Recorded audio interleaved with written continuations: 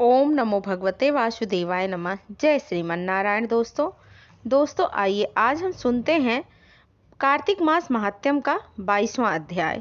प्रेम से बोलिए विष्णु भगवान की जय हो, कार्तिक माह के ठाकुर जी की जय हो। कल कार्तिक मास महात्म्य के अध्याय 21वें में हमने गंगा की उत्पत्ति और भगवान विष्णु के वामन अवतार की बहुत सुंदर कथा का श्रवण किया। अब आज इस अध्याय में हम गंगा जल की महिमा का वर्णन करते हैं। 22वें अध्याय की आइए कथा सुनते हैं। प्रेम से बोलिए कार्तिक माह के ठाकुर जी की जय हो। कार्तिक मास की पावन कथा सुनते हुए राजा पृथ बोले, हे मुनिवर, भगवान विष्णु के पावन वामन अवतार के अवतरण की व्याख्यान सुनकर मैं धन्य हुआ। साथ ही गंगा जी की उत्पत्ति का वृतांत मन को हरने वाला है। कृपया अब आप मुझे गंगा जल की महिमा का कोई सुंदर इतिहास हो तो वो बताइए। राजा पृथ की बात सुनकर नारद जी बोले, हे राजन, तुम्हें एक प्राचीन इतिहास बताता हूँ, ध्यान से सुनो। भागीरथ के वंश में सौरदास नाम का एक राजा हुआ, जिसका पुत्र मित्र साहा था। मित्र साहा गुरु वशिष्ठ जी के श्राप से राक्षस हो गया, परंतु गंगा जल के प्रभाव से वो भी भगवान के परम पद को प्राप्त हुआ। राजा पृथ और नारद जी की यह पावन कथा सुनकर शौनक आदि ऋषि पूछने लगे कि सूत जी महाराज, गुरु वशिष्ठ के किस कारण श्राप दिया, कृपया करके वो कथा भी हमें विस्तार पूर्वक कहिए। सूत जी महाराज कहने लगे, हे ऋषियों, एक समय राजा सौरदास कुछ साथियों सहित शिकार खेलने के लिए वन में गए। वहां पर अनेक मृगों का शिकार किया। फिर भूख प्यास के से दुखी होकर राजा नदी के तट पर आया। यहाँ पर उसका पुत्र साहा नित्य नियम करता था। राजा ने रात्र वहीं पर ही बिताई। प्रातःकाल होते ही वो उठकर फिर शिकार की तलाश में चल पड़े। कुछ दूर जाकर राजा ने देखा कि पर्वत की कंदरा में एक व्याघ्र और व्याघ्नी मैथुन कर रहे थे। राजा ने उनको देखते ही धनुष और बाण चढ़ाया और उन पे छोड़ दिया। बाण के लगते ही व्याघ्नी घायल हो गई, वहीं पर गिर पड़ी और थोड़ी देर बाद मर गई। तब व्याघ्र रूप राक्षस धारण कर बड़े क्रोध में आकर कहने लगा, राजन, तुमने मेरे साथ बड़ा अन्याय किया है, इसका बदला मैं तुमसे अवश्य ही लूंगा। ऐसा कहकर वो राक्षस अत्यंत दुखी हुआ। तत्पश्चात राजा ने अपनी नगरी में आकर संपूर्ण वृतांत अपने मंत्रियों से कहा। कुछ समय बीतने पर राजा सौरदास ने मुनियों को बुलाकर अश्वमेध यज्ञ किया और गुरु वशिष्ठ जी ने विधि पूर्वक ब्रह्मा आदि देवताओं को हविष्य देकर यज्ञ समाप्त किया। फिर स्नान करने के लिए नदी के तट पर चले गए। इतने में वही राक्षस जिसकी राक्षसी को राजा ने वन में मार दिया था, क्रोधित होकर अपना बदला लेने के लिए वहां पर आया और गुरु वशिष्ठ जी को वहां पर न देखकर उन्हीं का रूप धारण करके राजा से कहने लगा, राजन, हम तो मांस खाएंगे, हमारे लिए मांस बनवाओ, हम स्नान करके अभी आते हैं। इतना कहके वो वहां से चला गया। फिर उसी राक्षस ने रसोइये का रूप धारण करके राजा को मनुष्य का मांस पका कर दे दिया। जब वास्तविक गुरु वशिष्ठ जी स्नान करके वापस आए तो राजा ने सोने के थाल में सजा हुआ मांस मिश्रित भोजन उनके आगे परोस दिया। तब गुरु जी ने ज्ञान दृष्टि से मनुष्य के मांस का भोजन जान लिया और क्रोध युक्त होकर राजा को श्राप दिया, राजन, तुमने हमको मनुष्य का मांस खिलाने की चेष्टा कैसे की और राक्षसों का भोजन दिया है, सो तुम भी राक्षस हो जाओ। तब राजा ने कहा, हे गुरुदेव, आपकी आज्ञा से ही ऐसा भोजन बनवाया गया। यह सुनकर गुरु वशिष्ठ जी ने ज्ञान दृष्टि से राक्षस द्वारा राजा के छले जाने का संपूर्ण वृतांत जान लिया, राजा को बताया।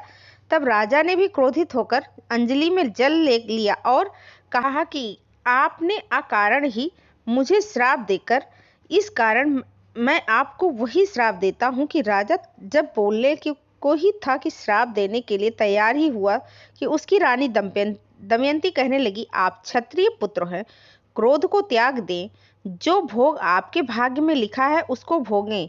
जो मनुष्य गुरु से हुंकार तंकार करता है वो वन में जाकर ब्रह्म राक्षस होता है। पत्नी के वचनों को सुनकर राजा क्रोध त्याग कर विचारने लगा कि अब क्या करना चाहिए। फिर राजा ने उस जल को ज्यों ही अपने पैरों पर डाला त्यों ही उसके पैर काले पड़ गए।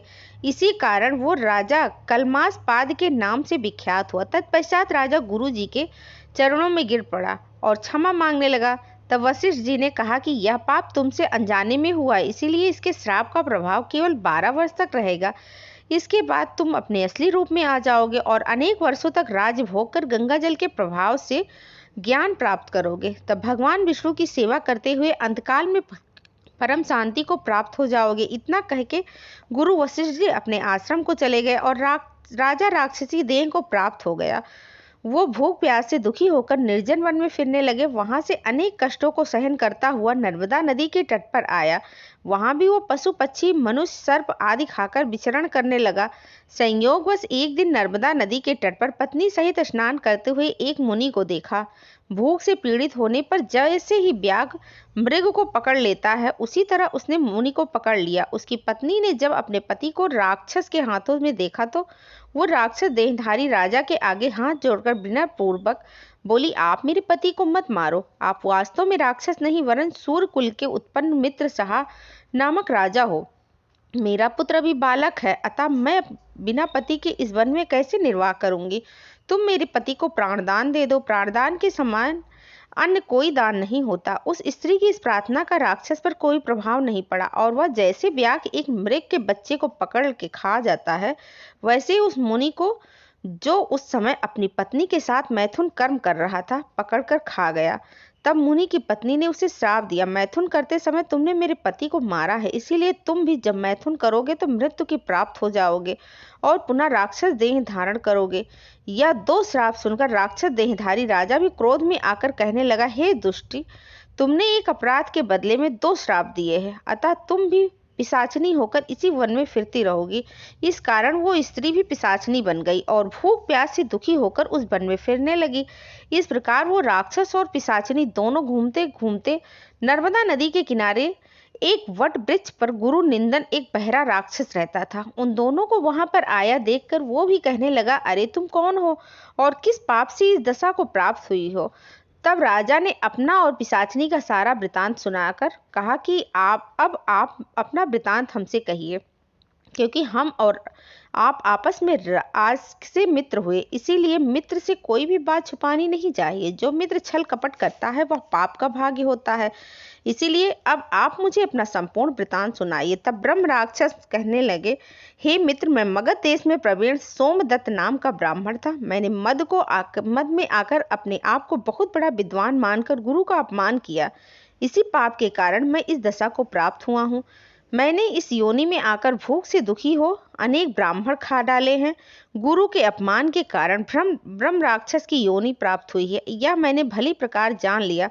तब कलमास पाद ने पूछा, हे मित्र, गुरु की कोटि में कौन कौन आते हैं। यह सुनकर सोमदत्त ने कहा, वेदों को पढ़ाने वाला, सुनाने वाला, नीति शास्त्र तथा वेदों की व्याख्या करने वाला, वेदों के संदेह को दूर करने वाला, भय से रक्षा करने वाला, अन्नदाता, शिक्षा देने वाला, बुरे कर्मों से रोकने वाला, ससुर, मामा, पिता, ज्येष्ठ भ्राता, गर्भ से मरण, प्रयाण संस्कार कराने वाला तथा राजा, इन सब की गुरु संज्ञा है। इसीलिए इन सब की वंदना करनी चाहिए।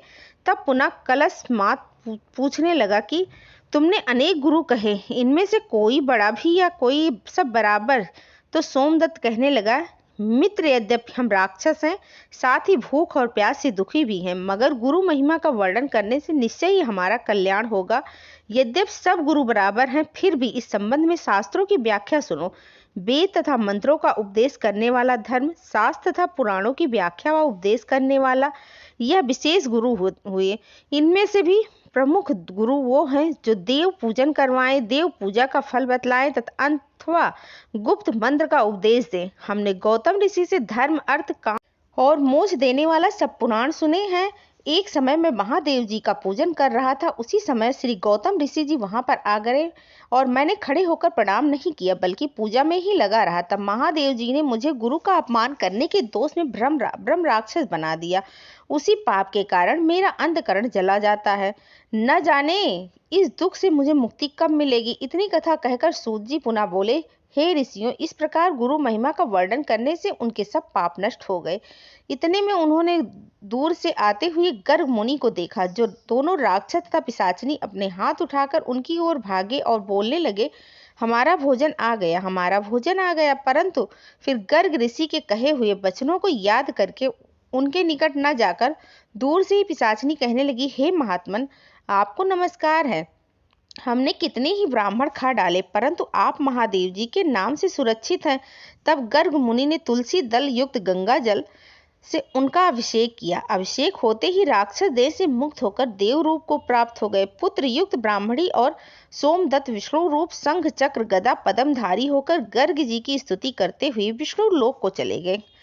काल मास पाद अपने रूप को प्राप्त कर सोच में पड़ गया कि उसकी इस प्रकार सोच में पड़े हुए देखकर गुप्त रूप सरस्वती जी बोली, हे राजन, तुम सोच में मत पड़ो। राज सुख भोगने के बाद अंत में तुम विष्णु लोक को प्राप्त हो जाओगे। इन वचनों को सुनकर राजा आनंदित हो गया और तत्पश्चात उसने अपने गुरु का स्मरण किया और गर्ग ऋषि को प्रणाम करके श्री गंगा जी की स्तुति की। फिर विष्णु जी का स्मरण करता हुआ काशी चला गया। 6 मास तक काशी जी, गंगा जी और विश्वेश्वर महादेव के दर्शन करता हुआ अति आनंद के साथ अपने राज्य को आया। तब गुरु जी ने उसका अभिषेक किया। तत्पश्चात अनेक भोगों को भोग कर अंतकाल में वह मोक्ष को प्राप्त हुआ। सूत जी अन्य ऋषियों से कहने लगे, इसमें आश्चर्य जैसी कोई बात नहीं। भगवान का गुणगान करने से मनुष्य अवश्य ही मोक्ष को प्राप्त हो जाता है। गंगा के स्नान से मनुष्य के करोड़ों जन्मों के पाप भी दूर हो जाते हैं। कार्तिक मास महात्म्य अध्याय 22वां समाप्त हुआ। प्रेम से बोलिए विष्णु भगवान की जय हो, कार्तिक माह के ठाकुर जी की जय हो। ओम नमो भगवते वासुदेवाय नमः। जय श्रीमन नारायण।